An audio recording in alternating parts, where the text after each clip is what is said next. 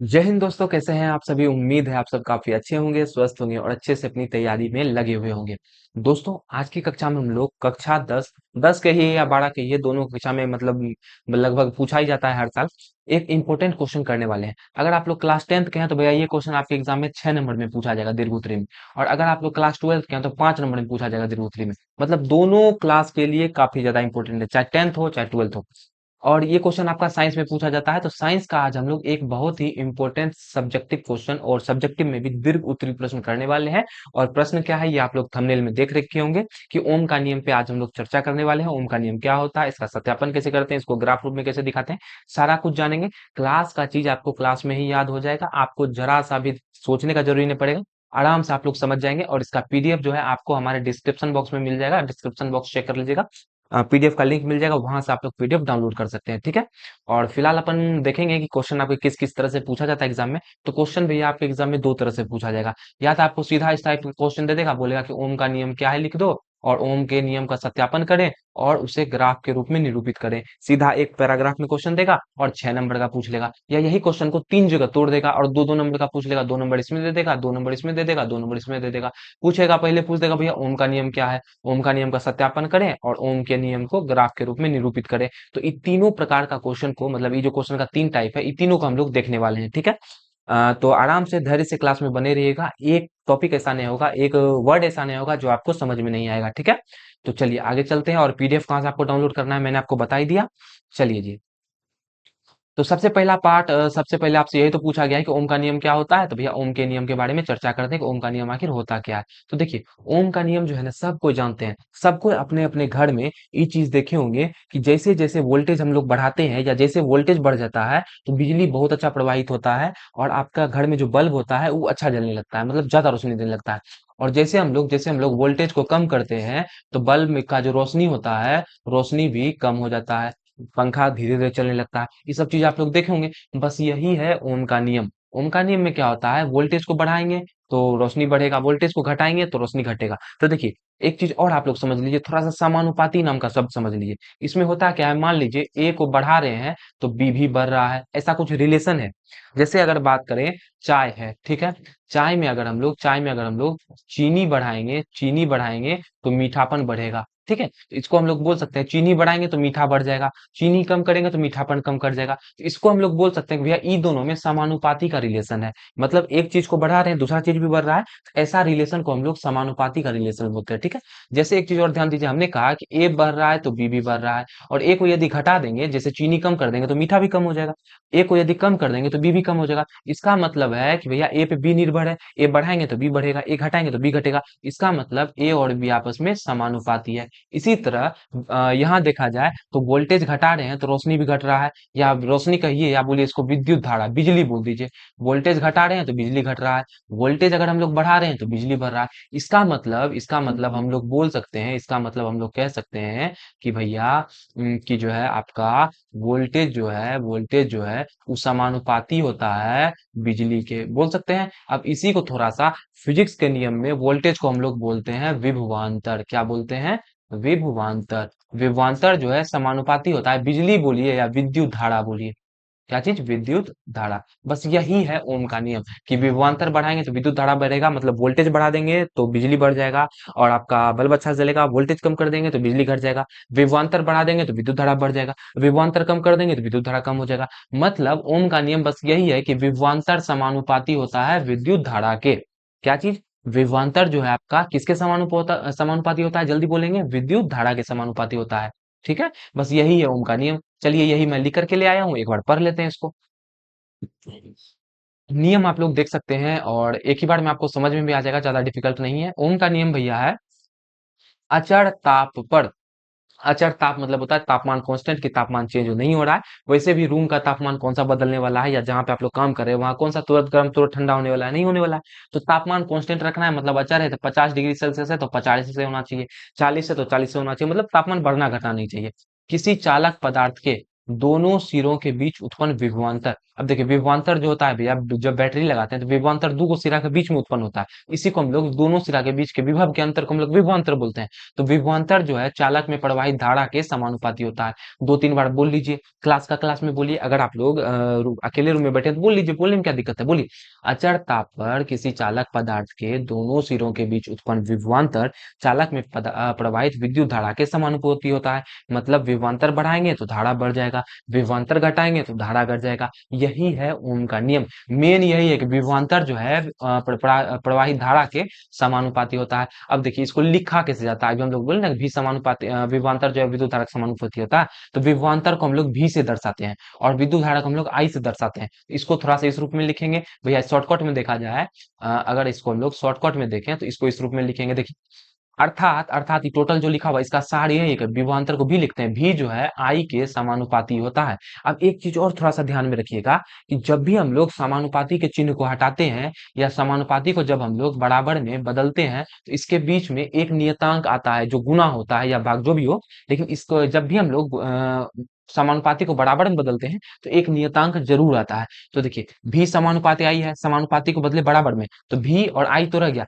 बाहर से एलियन कौन आया भैया, बाहर से एलियन आपका आर आया। तो थोड़ा सा आर के बारे में भी जान लेते हैं। याद रखिएगा, हम फिर बोल रहे हैं, जब भी समानुपाती को हम लोग बराबर में बदलेंगे तो एक नियतांक हमेशा आएगा। जैसे बोल दिया जाए ए समानुपाती बी है और हमको समानुपाती को बराबर में बदलना है, तो बी गुना कुछ ना कुछ तो जरूर होगा, सी डी जो भी हो, लेकिन बी के साथ में कुछ ना कुछ जरूर गुना होगा। इसी तरह भी समानुपाती आई है, तो आई को समानुपाती को जब हम लोग बराबर में बदलेंगे तो आई के साथ में कुछ ना कुछ जरूर गुना होगा, तो जो कि आपका आर है। आप लोग देख सकते हैं, आपको स्पष्ट समझ में आ रहा होगा।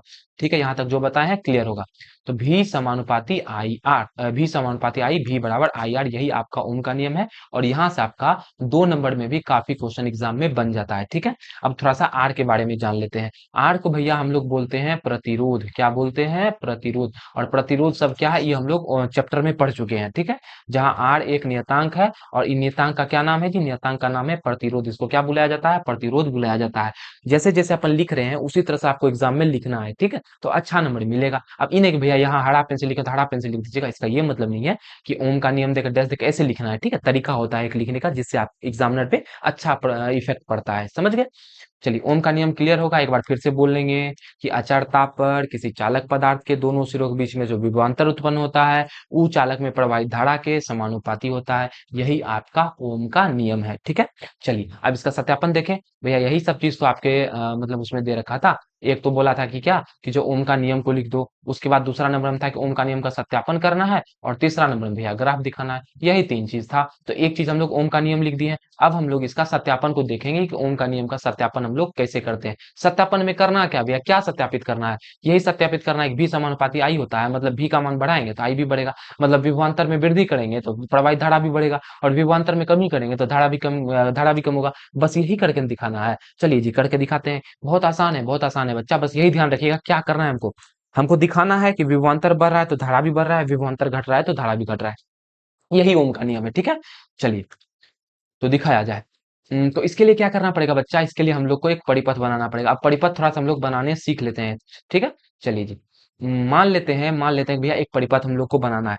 परिपथ में क्या होता है, परिपथ में तार को मरोड़ करके वो मतलब परिपथ बनाते हैं, या समझ लिए कि देखिए ये तार था ना सीधा, इसको हम लोग ऐसे लपेट के इस तरह इस रूप में दे दिए। ठीक है, और ये हो गया आपका परिपथ। अब देखिए परिपथ में क्या सब लगाना है, तो परिपथ में हम लोग स्विच लगाएंगे। पहले जो आपका स्विच ऑन बल्ब वाला स्विच होता है ना, वही स्विच, उसको इस रूप में संकेत करके दिखाते हैं। तो ये आपका लग गया स्विच। ठीक है, और परिपथ में हम लोग को बैटरी भी लगाना है, बैटरी भी जोड़ेंगे तभी तो बिजली बहेगा। तो यहाँ हम लोग लगा देंगे एक बैटरी, मान लीजिए ये लग गया आपका एक बैटरी। अब बैटरी को ऐसे दिखाते हैं, सेल बोल दीजिए। इसमें एगो प्लस में होता है, एगो माइनस में होता है। अच्छा एक बात बताइए, हम लोग कैसे पता करेंगे कि विभवांतर बढ़ रहा है या विद्युत धारा बढ़ रहा है। इसका मान नापने के लिए मशीन तो लगाएंगे ना, तो विभवांतर को नापने के लिए हम लोग लगाते हैं वोल्ट मीटर। क्या लगाते हैं, वोल्ट मीटर। और विद्युत धारा को नापने के लिए हम लोग लगाते हैं मीटर। ठीक है, और एक बात और याद रखिएगा कि एमीटर को हम लोग श्रेणी क्रम में लगाते हैं, ऐसा ऑब्जेक्टिव में भी आप लोग पढ़ रखे होंगे। और वोल्ट मीटर को हम लोग समांतर क्रम में लगाते हैं। मतलब क्या हुआ जी, तो समझ लेते हैं। देखिए अगर हम लोग को बोलेगा एमीटर लगाने के लिए, तो एमीटर क्या करेंगे, हम लोग कहीं पैसे करके तार काटेंगे, और भैया तार काट करके यहीं पैसे करके एमीटर को जोड़ देंगे, समझ गए, यहीं पे एमीटर लगा देंगे। लेकिन जब हमको वोल्ट मीटर लगाना होगा तो इसके लिए हम लोग को एक अलग तार निकालना पड़ेगा। भैया एक तार यहाँ से निकाल लिए ऐसे करके, एक तार यहाँ काट के बाहर निकालिए, और इससे निकाल करके हम लोगों को वोल्ट मीटर को इसमें जोड़ना पड़ेगा। समझ गए? ये होता है समांतर क्रम। और इस श्रेणी में मतलब लगातार लगा दिए तो इसको बोलेंगे श्रेणी क्रम, और अलग तार निकाल करके लगाए तो इसको क्या बोलेंगे बच्चा? समांतर क्रम बोलेंगे।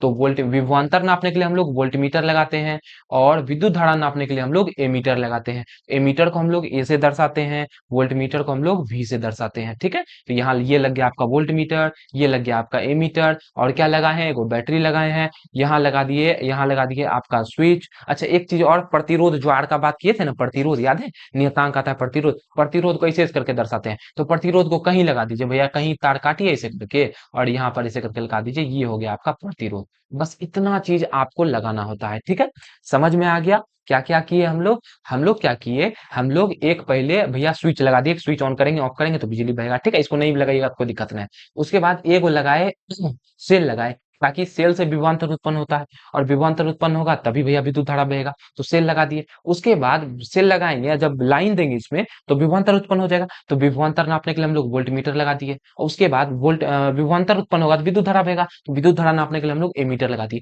अब अपन क्या करेंगे?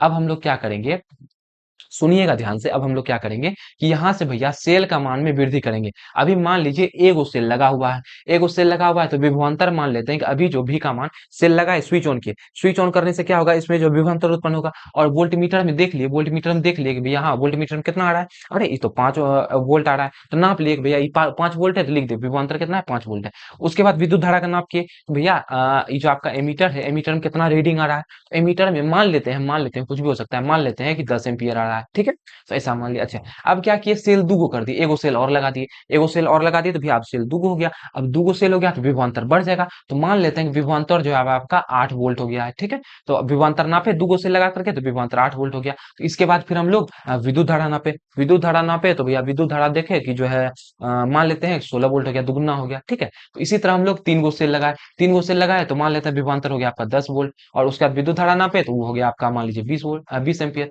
इस रूप में हम लोग नाप नाप करके देखेंगे, और देखने से आपको पता चलेगा कि भैया जब हम लोग वोल्ट विभवांतर बढ़ा रहे हैं तो आपका जो है विद्युत धारा का मान भी बढ़ रहा है। पहले 5 वोल्ट था तो विद्युत धारा 10 एम्पियर था, अब विभवांतर बढ़ के 8 हो गया तो विद्युत धारा भी बढ़ गया, विभवांतर बढ़ के 10 हो गया तो विद्युत धारा भी बढ़ के 20 हो गया। समझ गए? तो इस रूप में हम लोग नाप के देख लेंगे, बता देंगे कि भैया देखो विभवांतर बढ़ा रहे हैं तो वोल्ट जो विद्युत धारा है बढ़ रहा है, और इससे उनका नियम सत्यापन हो जाएगा। बस यही करना है। ठीक है, तो चलिए चले अपने पावर पॉइंट पर चलिए जी। चलिए, तो ये आ गया आपका परिपथ, जो परिपथ हमने वहां बनाया था वही परिपथ है जी। बस ये आपको, ये बैटरी है, बैटरी बदलने के लिए तीर का चिन्ह लगा देते हैं, तो इससे क्या होगा, हम लोग इसका मतलब हुआ कि हम लोग बैटरी बदल बदल के चेक कर रहे हैं, भैया पहले एक गो लगाए, फिर दो गो लगाए, फिर 3 गो लगाए, ऐसे करके दिखा रहे थे। इसके लिए हम लोग बीच से ऐसे करके लकीर का चिन्ह दे देते हैं। ठीक है, समझ में आ गया? चलिए, तो यही यहाँ पर लगा दिए एम्पियर, और एम्पियर का एगो प्लस एगो माइनस। ठीक है, अब एम्पियर का लगाए ताकि विद्युत धारा नाप सके। यहाँ लगा दिए हैं वोल्टमीटर, वोल्टमीटर हम हमको पहले बोले कि भैया समांतर क्रम में लगाते हैं, ये प्रतिरोध को कहीं लगा दो, हमने प्रतिरोध यहाँ लगाया था, ये भैया प्रतिरोध यहाँ लगा दिया है, कोई दिक्कत नहीं, जहां मन तहां प्रतिरोध लगा देंगे। और ये है आपका स्विच। सारा चीज से आप लोग पहले से अवगत हैं, सारा चीज आपको पहले समझ में आ गया है। अब क्या करेंगे, अब हम लोग बैटरी बढ़ा बढ़ा करके देखेंगे, और भैया विभवांतर वोल्टमीटर विभवांतर और जो है आपका विद्युत धारा नापेंगे, और बोल देंगे विभवांतर बढ़ रहा है तो विद्युत धारा भी बढ़ रहा है। ठीक है, बस यही चीज आप अपन को लिख करके दिखाना है। परिपथ बनाने आप लोग सीख गए होंगे, तार को मोड़ दिए, उसमें एगो स्विच लगा दिए, बैटरी लगा दिए, एमीटर लगा दिए, वोल्टमीटर लगा दिए, प्रतिरोध लगा दिए, ये 5 चीज आपको लगाना होता है। आराम से आप लोग कर सकते हैं, है कि नहीं? चलिए, अब हम लोग चलते हैं, जो किए हैं वहां पर वही अपन यहाँ लिख करके ले आए हैं। देखिए, लिखे क्या हम लोग, थोड़ा ध्यान से सुनेंगे। हमने लिखा कि भैया चित्रानुसार, मतलब चित्र के अनुसार हम लोग क्या करते हैं, एक परिपथ सजाते हैं। यहाँ लिखा गया है चित्रानुसार एक परिपथ सजाया जाता है, मतलब जैसा चित्र बना हुआ था उसी के रूप में हम लोग एगो तार को तोड़ मरोड़ के एक परिपथ बना लेते हैं, जिसमें एक चालक तार के श्रेणी क्रम में एक एमीटर, हमने आपको पहले ही कहा कि एमीटर को जो है हम लोग श्रेणी क्रम में लगा देते हैं। धारा मापने के लिए मीटर क्यों लगाएं, विद्युत धारा नापने के लिए। तथा समांतर क्रम में एक वोल्टमीटर और एक वोल्टमीटर लगाते हैं, याद है कि नहीं? वोल्टमीटर से तार बाहर निकाल के लगाते हैं ना, तो ये क्यों लगाते हैं भैया, ये वोल्टमीटर लगाते हैं विभवांतर मापने के लिए लगाया जाता है। परिपथ को एक सेल से जोड़ दिया जाता है, और आप लोग ये भी देखे होंगे भैया नीचे में वो बैटरी लगा दिए थे, इस सेल से भी जोड़ दिए, क्या दिक्कत है इसमें? जो हम लोग वहां किए हैं वही हम लोग यहाँ लिख रहे हैं। ठीक है, रटने का नहीं है, समझने का है। सबसे पहले क्या बोले भैया, एगो चित्र के अनुसार एगो परिपथ सजा लिए, परिपथ में क्या क्या है वो लिख दिए कि एगो एमीटर है जिसको धारा मापने लगाए हैं, श्रेणी क्रम में लगता है। एक वोल्टमीटर है जिसको विभवांतर मापने के लिए लगाए हैं, समांतर क्रम में लगता है। उसके बाद लिखे कि इसमें एक सेल लगा दिया है, ठीक है। अब सेल लगाने से क्या होगा, सेल लगाने से विभवांतर उत्पन्न होगा। तो चलिए अगला स्लाइड वही लिखा गया है कि सेल लगाए जिसके कारण परिपथ में विभवांतर उत्पन्न होता है। अब बैटरी लगाने से परिपथ में विभवांतर हुआ और धारा प्रवाहित होने लगती है, विभवांतर उत्पन्न होगा तो धारा भी बहेगी। सेल की संख्या को बदलकर विभवांतर में परिवर्तन लाया जाता है। अब हम लोग क्या करते हैं, सेल को बढ़ाते हैं, बढ़ाते हैं 2 3 4 5 या कम किए बढ़ाए जो भी करना है, तो उससे क्या होगा, विभवांतर बढ़ेगा। सेल बढ़ाएंगे तो विभवांतर बढ़ेगा, सेल घटाएंगे तो विभवांतर घटेगा। अब जैसे जैसे विभवांतर बढ़ेगा घटेगा वैसे वैसे धारा के मान में भी परिवर्तन होगा। हर बार ये मेन लाइन याद रखिएगा, हर बार विभवांतर को बढ़ाने पर धारा के मान में वृद्धि होती है। मतलब जितना बार हम लोग विभवांतर बढ़ाते हैं हर बार धारा बढ़ जाता है, और विभवांतर को घटाने पर धारा के मान में कमी आती है, और विभवांतर कम कर देता है धारा का मान घट जाता है। अब बोलिए भैया हो गया कि विभवांतर हम लोग बढ़ाएंगे तो विद्युत धारा बढ़ेगा, विभवांतर हम लोग घटाएंगे तो विद्युत धारा घटेगा। मतलब यही तो समानुपाती का रिलेशन है, यही तो ओम का नियम में साबित करना था। उसके बाद लिख दिए, इस प्रकार स्पष्ट हो जाता है कि विभवांतर जो है प्रवाहित धारा के समानुपाती होता है। हो गया आपका सत्यापन, ओम का नियम का सत्यापन क्लियर है, समझ में आ गया क्या करना है। एगो परिपथ बनाएंगे, परिपथ में सेल लगाएंगे, कुंजी लगाएंगे, वोल्टमीटर लगाएंगे विभवांतर नापने के लिए, एमीटर लगाएंगे विद्युत धारा नापने के लिए, और एक ठो भैया प्रतिरोध लगा देंगे। इतना सा लगा करके देखेंगे। उसके बाद बैटरी की संख्या बढ़ाएंगे जिससे विभवांतर बढ़ेगा, और विभवांतर बढ़ेगा तो विद्युत धारा भी बढ़ेगा, विभवांतर घटेगा तो विद्युत धारा भी घटेगा। यही चीज करके दिखाना था, इसी से ओम का नियम का सत्यापन हो जाएगा। लास्ट में लिख देंगे, अतः स्पष्ट है कि अतः स्पष्ट हो जाता है कि विभवांतर जो प्रवाहित धारा के समानुपाती होता है। अब बताइए कोई दिक्कत, कोई दिक्कत नहीं होना चाहिए बच्चा। एक बार आप लोग फिर से देख लेंगे, अगर कहीं पे भी समस्या है तो मेरे हिसाब से कहीं पे भी समस्या आपको नहीं आई होगी। चलिए जी, अब आपका लास्ट चीज बचता है जो है आपका ओम का नियम का सत्यापन करना बेसिकली, ठीक है। तो ओम का नियम का सत्यापन हम लोग देख लेंगे जरा सा कि जो सत्यापन सॉरी ओम का नियम का ग्राफ के रूप में निरूपण करना है। तो ग्राफ देख लेंगे कि ओम का नियम का कैसा बनता है। थोड़ा सा हम लोग ग्राफ के रूप में जान लेते हैं। मान लीजिए कि आपको बोला गया भैया ए समानुपाती बी है, इसका ग्राफ खींच दो। तो याद रखिएगा, जब भी हम लोग समानुपाती का ग्राफ खींचते हैं, मान लीजिए कि भैया ऐसे कर रही, ए को इधर लिख दिए, बी को इधर लिख दिए, ग्राफ इसी ए और समानुपाती बी, ए और बी के बीच में ग्राफ खींचना है तो एक तरफ ए लिखेंगे एक तरफ बी लिखेंगे ना, तो लिख दिए यहाँ ए यहाँ बी। और याद रखिएगा समानुपाती का ग्राफ हम लोग जब भी खींचते हैं तो एक स्ट्रेट लाइन सीधी रेखा प्राप्त होती है, ये होता है समानुपाती का ग्राफ। मतलब जैसे जैसे हम लोग ए का मान बढ़ा रहे हैं वैसे वैसे बी भी बढ़ रहा है। यहाँ देखिए ए का मान इतना हो गया तो बी का मान इतना है, ए का मान इतना हो गया तो बी का भी मान बढ़ गया, ए बी इतना हो गया तो इतना हो गया। मतलब कि जैसे जैसे हम लोग ए का मान बढ़ाएंगे वैसे वैसे बी का मान बढ़ेगा। इसका जो ग्राफ होगा वो हमेशा कैसा होगा, सीधी रेखा होगा। समझ में आ गया। जैसे आपको बोला जाए कि भैया एक्स समानुपाती y है, इन दोनों के बीच में ग्राफ खींचे तो एक तरफ x लिख देंगे एक तरफ y लिख देंगे, बीच से को सीधा लाइन खींच देंगे। ये हो गया इसका ग्राफ, समझ गए। क्लियर है, समझ में आ गया समानुपाती का ग्राफ कैसा होता है। अब आपको बोला कि भैया विभवांतर और विद्युत धारा का समान v और समानुपाती आई है, इसका ग्राफ खींचने के लिए तो एक तरफ क्या करेंगे, एक तरफ v लिख देंगे एक तरफ i लिख देंगे, अब बीच से लगे खींच देंगे, हो गया। समझ में आ गया, इतना आसान है बच्चा, ठीक है।